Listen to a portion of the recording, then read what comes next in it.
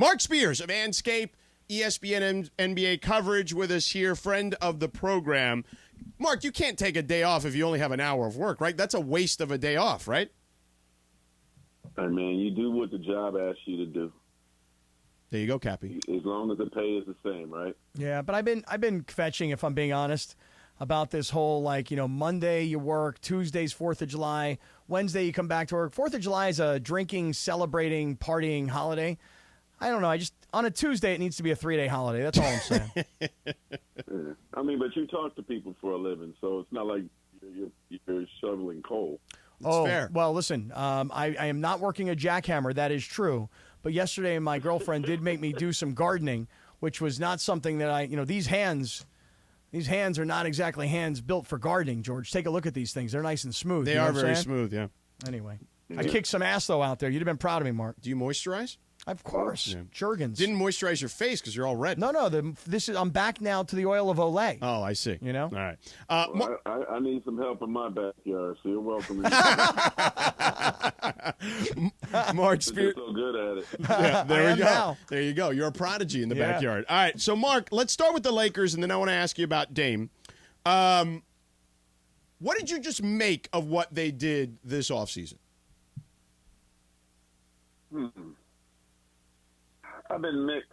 I love it, and then I'm impressed, and then I'm like, well, is it all that impressive? I kind of go back and forth, right? But what I am impressed with was mostly getting Reeves back. I like him for the number that you guys are getting him back. Bringing the band back together. You got to remember, this is a team that, shocked the world and made it to the Western Conference Finals.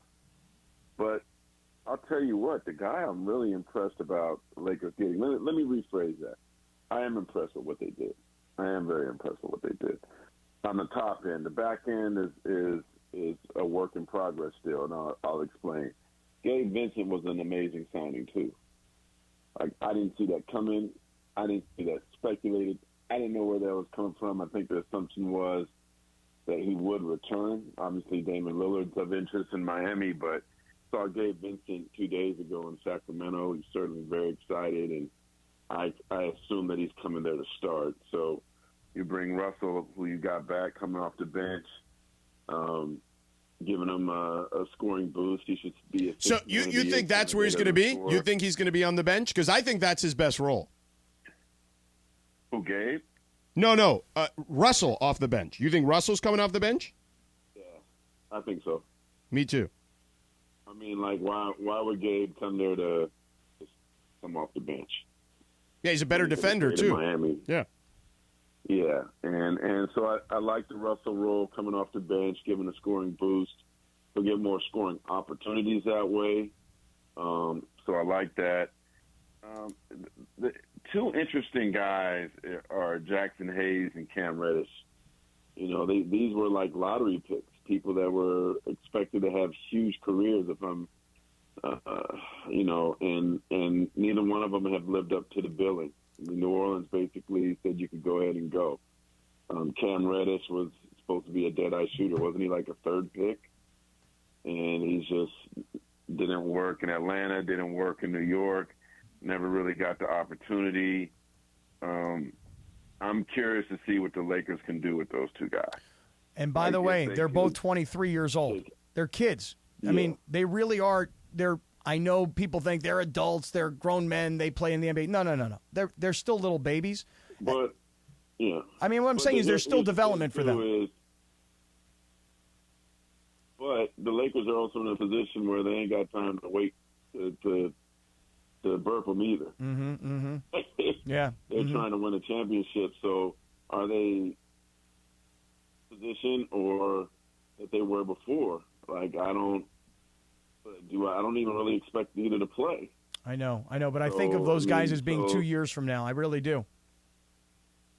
I think of the Lakers ain't a 2 years from now franchise. They're a right now franchise. I know, but I think that those guys. My point is, if I'm them on where they just need help, you know what I mean? Not somewhere that needs to win now. So that's why I was saying a mix, because I'm with you in terms of this young talent, but I just don't see it any way either guy gets on the floor. And in terms of Taurean Prince, I like him as well. He's a vet. He could, kind of Swiss Army knife kind of guy, can do a little bit of everything, professional.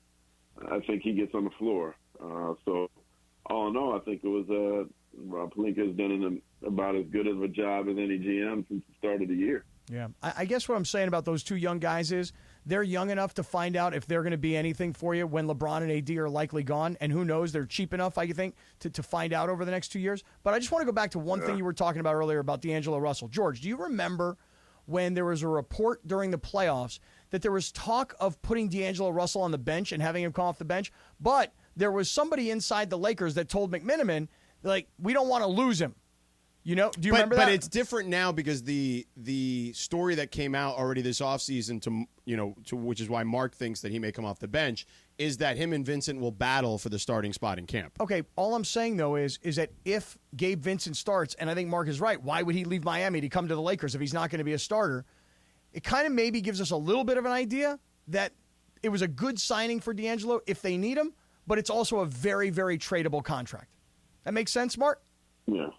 No, I agree with that. I guess if you're looking at the numbers, D'Angelo will make more money, but he's made so much money in this league, his numbers likely going to be higher anyway. But Gabe Vincent had an outstanding postseason. He earned that starting spot. Obviously got it when Kyle Lowry got hurt, but he kept it. Sedano's a resident, Heat expert as well. So we know that. An easy thing to hold on to.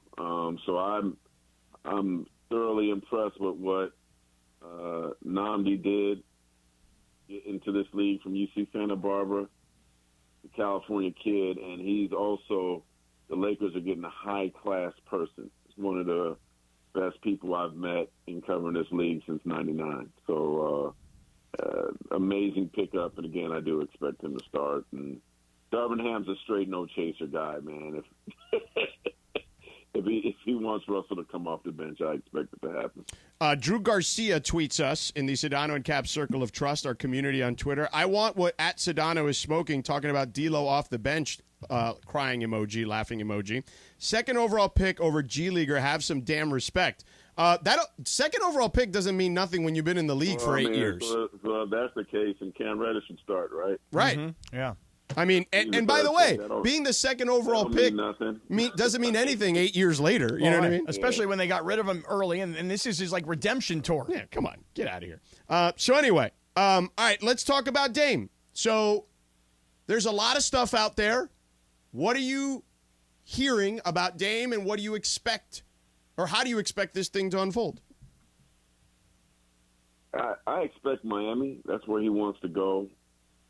I think he's earned enough respect and, equity from that franchise that, it's a unique case where he likely will get what he wants. Some would probably say, well, why should he get the pick? He's not just going to leave just to leave. He wants to be in a championship situation. Miami would give him that with Bam Adebayo and Jimmy. I think he's also attracted to state tax and probably just to rebrand himself in a place like Miami could be certainly very cool. But, if you're another team, why would you take somebody that doesn't want to be there, who's on that level of a person, a future Hall of Famer? And moreover, Portland, for example, at some point, Dame's jersey is going to be retired. Dame's going to be in the Hall of Fame. Dame is so popular that even after the trade request, he had 2 pre-scheduled public events in Portland, and they were packed. He's beloved there. So nobody's, beating up the fact that he wants to go now. I just think that oftentimes in these, or not oftentimes, because these are rare situations, in these rare situations, you got to think not short-term but long-term. You got to think that, hey, we're going to want this guy to be a part of our franchise. We're going to want him to be excited about getting his jersey retired. You don't want a Kevin Garnett situation. You don't want a Carmelo Anthony situation. you don't want a situation like Kevin Durant will have with Oklahoma City when his days are over with. There is one team, man, that I think might not be scared to pull the trigger, even though he doesn't want to go there, and that's the Boston Celtics. I agree with Kendrick Perkins. Like, Dame does have a relationship with Jason Tatum. If I'm Jason Tatum, I'm getting on the PJ, trying to talk to him face-to-face and convince him that Boston could be a good place for him. I consider them kind of the dark horse and the only other horse in the race, but my expectation is that Dame ends up in Miami. But they would have to trade Jaylen Brown, which I don't know if they're inclined to do so. I don't think that their package of like Robert Williams and Malcolm Brogdon is that good. I'm with you. I mean, if I'm Portland, let's Jaylen. You know, because, I mean, that's like Tyler Hero hate. I'm not understanding, like, I get it. Portland has other players like Simons. And they have similar players. But right. I mean, Tyler Hero's pretty darn good, man. So, like, why they wouldn't want Tyler Hero? Maybe that's just, you know, good or whatever. But he's a pretty talented young player, one of the best shooters in the league. I just figured out the talent, right? But to your point, George, like, if I'm Portland, I'm not just doing it respectfully for Malcolm Brogdon and Robert Williams and a bunch of picks. No, man, I want Jaylen. Yeah, give me Jaylen. Well, think about it like this. I'll put it in a football comparison. Portland has to do for Dame, because of how good he's been for them for so long, regardless of how much money he's made. They need to do for him what the Detroit Lions did for Matthew Stafford. Like, they literally sat down with him and said, hey, thanks for all these years, man. Thanks for all these beatings you took. Sorry for all the losing. We're going to get you to a winner. And then what we need in return is we got to have a starting quarterback come back our way. Right. And but the NBA, you want to rebuild in that scenario. So, I mean, I think that's part of it. But you know what? I'll say this. If I'm Portland, forget the whole rebuild thing. If I can get Jaylen Brown. Right, but you're not. and I have Scoot, and I can get, you know, you still got Jeremy Grant, right? You're still paying him. And which I don't get either. They should just get off that deal at this point. Because they could they have till tomorrow to do it. But I'm telling you, if I'm Portland, that's what I'm asking for. You want them that bad? That's what we want. Right. This ain't a league. I mean, this isn't like Burger King. Portland can't just have it their way too. BK, have it your way. You rule. Yeah. All right, Mark, real quick, because we're up against the break. So I'm just going to ask you a question. You can just give me a quick 10 to 15-second answer. Because I've had discussions with people about like this notion that Dame and his agent will not report places. He's actually said this 2 years ago, like when he started to soften the ground. Do you believe if he's traded somewhere he doesn't want to be, that there is a real potential for him to sit out? Portland do that to him. Say that again? You dropped out. Why would Portland do that to him? Send him somewhere he doesn't want to go.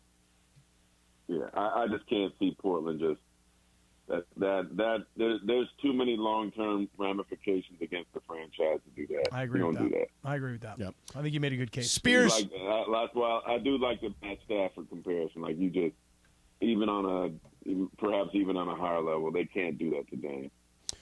Spears, you're the best, buddy. Marc Spears, Anscape.com. Of course, ESPN's every NBA coverage as well. I'll see you in a couple days in Vegas, brother.